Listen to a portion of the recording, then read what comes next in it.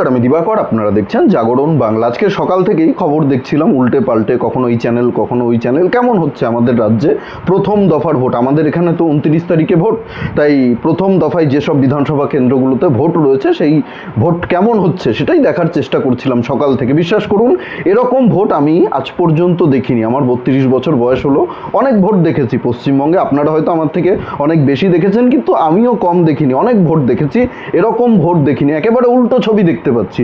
এতদিন ধরে আমরা যে ছবি দেখেছি ভোটের দিন, আজকে তার উল্টো ছবি দেখতে পাচ্ছি। আমরা এতদিন কি দেখে অভ্যস্ত? ভোটের দিন সকালবেলা থেকে বিরোধী রাজনৈতিক দলগুলো চিৎকার চেঁচামেচি শুরু করে দেয়, অমুক বুথ দখল হয়ে গেছে, অমুক বুথে ছাপ্পা হচ্ছে, অমুক বুথে ভোটারদেরকে ভয় দেখানো হচ্ছে, ভোটারদের বুথে যেতে দেওয়া হচ্ছে না, বুথের ভেতরে গন্ডগোল হচ্ছে। তৃণমূলের নেতা ইভিএম মেশিনের সামনে দাঁড়িয়ে রয়েছে, কে কোন বোতামটা টিপছে সেটা দেখছে, সেটা ফলো করছে। কেউ গিয়ে 2বার 3বার করে ভোট দিয়ে আসছে, ফলস ভোট পড়ছে, মৃত ভোটাররা এসে ভোট দিয়ে যাচ্ছে। এই ছবিগুলো দেখেই তো আমরা এতদিন ধরে অভ্যস্ত পশ্চিমবঙ্গে। আপনারাও এই ছবি দেখেছেন।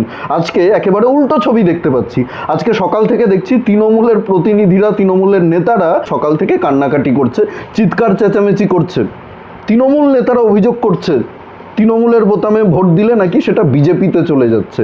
মুর্শিদাবাদের কোনো একটা বুথে তৃণমূল নেতা অভিযোগ করেছে তৃণমূলের বোতামটা চিপলে নাকি সেই ভোট বিজেপিতে চলে যাচ্ছে। মানে হাস্যকর সব অভিযোগ। উদয়ন গুহ, কোচবিহারের উত্তরবঙ্গের নেতা, তৃণমূল নেতা, তিনি অভিযোগ করেছেন সেন্ট্রাল ফোর্স নাকি বুথের ভেতরে গিয়ে ভোটারদের ভোট না দিতে দিয়ে নিজেরাই ভোট দিচ্ছে। মানে এই ধরনের হাস্যকর অভিযোগ। ছাপ্পা করতে পারছে না, বুথ দখল করতে পারছে না। অন্যবার আমরা যেসব ছবি দেখি, তৃণমূলের নেতা গিয়ে দাঁড়িয়ে রয়েছে ইভিএমের পেছনে এইভাবে বড় বড় চোখ করে, কে কোন বোতাম টিপছে সেটা দেখছে। এই দৃশ্য আজকে দেখতে পাইনি সকাল থেকে। বিশ্বাস করুন, অনেক নিউজ চ্যানেল দেখলাম, উল্টে পাল্টে, চটিচাটা নিউজ চ্যানেল থেকে শুরু করে সব চ্যানেল দেখলাম। কোথাও একটা ঘটনা দেখিনি যেখানে বুথের ভেতরে গন্ডগোল হচ্ছে, বুথের ভেতরে বুথ দখল করে ছাপ্পা দেওয়া হচ্ছে, ডুপ্লিকেট ভোটার গিয়ে ভোট দিচ্ছে, কেউ 2বার করে গিয়ে ভোট দিচ্ছে, মৃত ভোটার গিয়ে ভোট দিচ্ছে। কিন্তু বিশ্বাস করুন, এখনও পর্যন্ত আমার কাছে যা খবর রয়েছে 40% বেশি ভোট পড়ে গেছে। 11টার মধ্যে সারাদিন পড়ে রয়েছে এখনও। মানুষ ভোট দিতে যাচ্ছে। তাহলে এই যে 91 লক্ষ নাম বাদ গেল, এই নাম বাদ যাওয়ার পরেও যদি এইভাবে মানুষ ভোট দেয়, তাহলে তো তৃণমূলের বলহরি হরিবল হয়েই যাবে। আর এটাও আমাকে বলতে হবে, আজকে এরকম ভোট হওয়ার পরেও এরকমভাবে তো ভোট আমরা কোনো দিন দেখিনি, আপনারাও হয়তো দেখেননি। পশ্চিমবঙ্গে ভোট মানে হিংসা, খুনোখুনি, বুথ দখল, ছাপ্পা, মারামারি, কাটাকাটি, মানুষ খুন। এরকমভাবে ভোট পশ্চিমবঙ্গের ইতিহাসে হয়তো প্রথমবারই হচ্ছে। আর এরকম সুষ্ঠু নির্বাচনের পরেও যদি বিজেপি জিততে না পারে, তাহলে আর বিজেপির জেতার পশ্চিমবঙ্গে কোনো সম্ভাবনা নেই। এই অভিযোগ অন্তত আমরা করতে পারবো না, আমি করতে পারবো না যে ছাপ্পা ভোট হয়েছে। তবে হ্যাঁ, কাউন্টিংয়ের দিন বিজেপিকে সচেতন হতে হবে। বিজেপির যারা কাউন্টিং এজেন্ট থাকবে তাদেরকে সচেতন হতে হবে। কাউন্টিংয়ের দিনও কিন্তু বড় খেলা হয়, এটা বিজেপির মনে রাখতে হবে। আশা করি 2021-এর থেকে বিজেপি নেতারা শিক্ষা নিয়েছে, এইবার আর আগের মতো ঘটনা ঘটবে না। আজকে 152টা বিধানসভা কেন্দ্রে ভোট হচ্ছে। এই 152টার মধ্যে থেকে 100টা সিট অন্তত বিজেপিকে এই প্রথম দফাতেই জিততে হবে। 100টা আসন বিজেপিকে নিশ্চিত করতে হবে প্রথম দফাতেই, বাকি দ্বিতীয় দফাতে দেখা যাবে। বুথ দখল করে ছাপ্পা ভোট করা এইবার মনে হয় না সম্ভব হবে।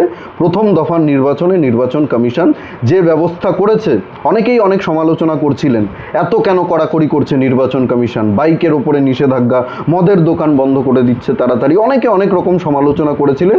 কিন্তু নির্বাচন কমিশন বাধ্য হয়ে এগুলো করতে বাধ্য হয়েছে। নির্বাচন কমিশন যা যা প্রয়োজন মনে করেছে সুষ্ঠুভাবে নির্বাচন করানোর জন্য, সেগুলোই করেছে নির্বাচন কমিশন। এর জন্য আমরা দায়ী, এর জন্য আমরা বাঙালিরা দায়ী। কারণ আমরা আজ পর্যন্ত এই যুগে দাঁড়িয়েও সুষ্ঠু নির্বাচন দিতে পারি না। গোটা ভারতবর্ষে যেখানে সুষ্ঠু নির্বাচন হয়, রক্তপাত ছাড়া নির্বাচন হয়, হিংসা ছাড়া নির্বাচন হয়, খুনোখুনি ছাড়া নির্বাচন হয়, সেখানে আজকের যুগে দাঁড়িয়েও আমরা পশ্চিমবঙ্গে রক্তপাত ছাড়া নির্বাচন করতে পারি না। তাই নির্বাচন কমিশন বাধ্য হয়ে এই ব্যবস্থাগুলো নিয়েছে এবং সঠিক করেছে। আজকে এই নির্বাচনের ছবি দেখে আমি বলছি একেবারে সঠিক কাজ করেছে। কেন তৃণমূল নেতারা আজকে এইসব উল্টোপাল্টা অভিযোগ করছে যে তৃণমূলে ভোট দিলে বিজেপিতে চলে যায়? হাজার হাজার বুথে ভোট হচ্ছে, একটা বুথে এই করে কারচুপি করে, ইভিএমে কারচুপি করে তৃণমূলের ভোট বিজেপিতে গিয়ে বিজেপি কি পশ্চিমবঙ্গে ক্ষমতায় চলে আসবে? এটা কোনোদিন সম্ভব? মানে পাগলেও তো এই কথা শুনে হাসবে। আর তো কেউ এরকম অভিযোগ করেনি। হাজার হাজার বুথে ভোট হচ্ছে, হাজার হাজার ইভিএমে মানুষ ভোট দিচ্ছে, কেউ তো এরকম অভিযোগ করেনি। প্রতিটি বুথের ভেতরে এআই ক্যামেরা লাগানো রয়েছে, একেবারে অডিও রেকর্ডিং হচ্ছে, শুধু ছবি উঠছে না, শুধু ভিডিও হচ্ছে না, ভিডিওর সঙ্গে অডিও রেকর্ড হচ্ছে। সেখানে কোনোভাবেই কারচুপি করা সম্ভব নয়।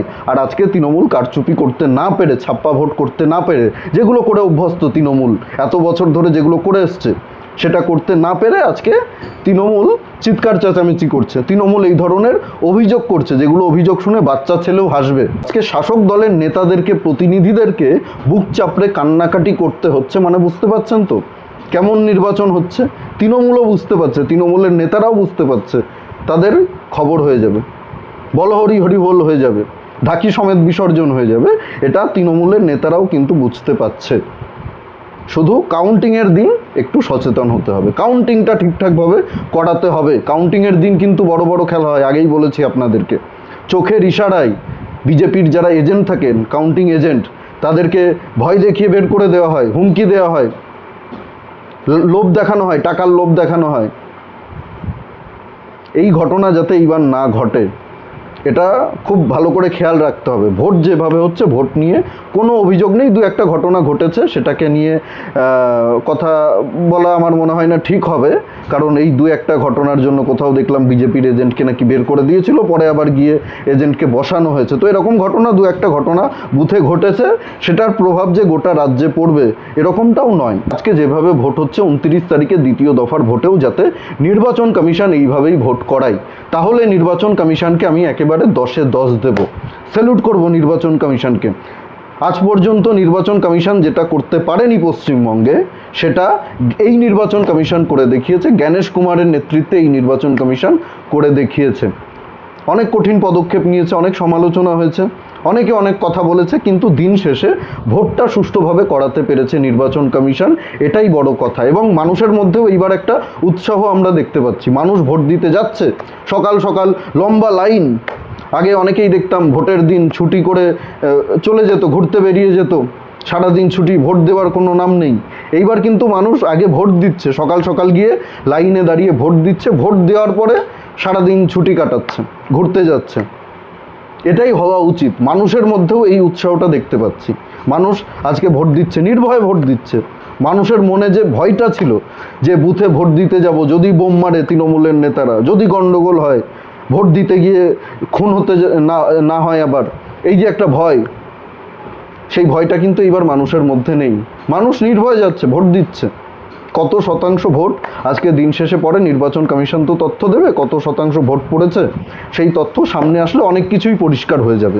এসআইআরে যে নাম বাদ গেছে, সেই নাম বাদ যাওয়ার ফলে কি হয়েছে না হয়েছে, তৃণমূল নেতাদের যে মিথ্যে অভিযোগগুলো, সব কিছু আজকে জলের মতো পরিষ্কার হয়ে যাবে। এসআইআর হওয়ার আগে 77-78% ভোট পড়তো। এত নাম বাদ যাওয়ার পরেও যদি এইবার এর থেকে বেশি ভোট পড়ে, তাহলে কিন্তু তৃণমূলের মুখ আরও চুপসে যাবে।